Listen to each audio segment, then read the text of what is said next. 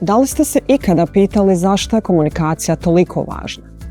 Izreka kaže, riječi su moćnije od mača. U svakodnevnom životu riječi mogu izgraditi mostove, ali i kreirati barijere.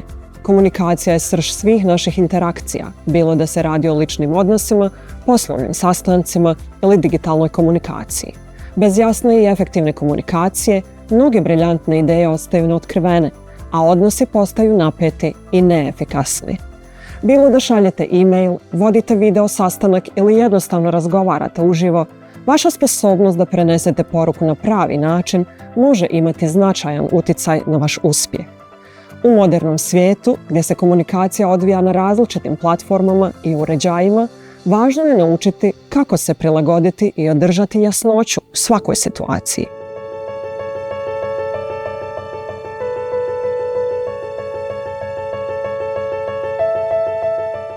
Ja sam Adisa Omerbegović-Arapović i tokom ovog kursa ću vam pomoći da unaprijedite različite aspekte komunikacije, od verbalne i neverbalne, preko aktivnog slušanja, do asertivnosti i interkulturalne komunikacije.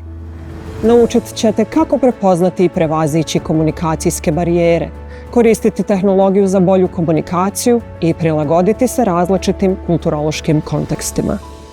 Cilj ovog kursa je da vam pruži praktične vještine koje ćete moći odmah primijeniti. Stoga, pridružite nam se i otkrijte kako poboljšati svoju komunikaciju.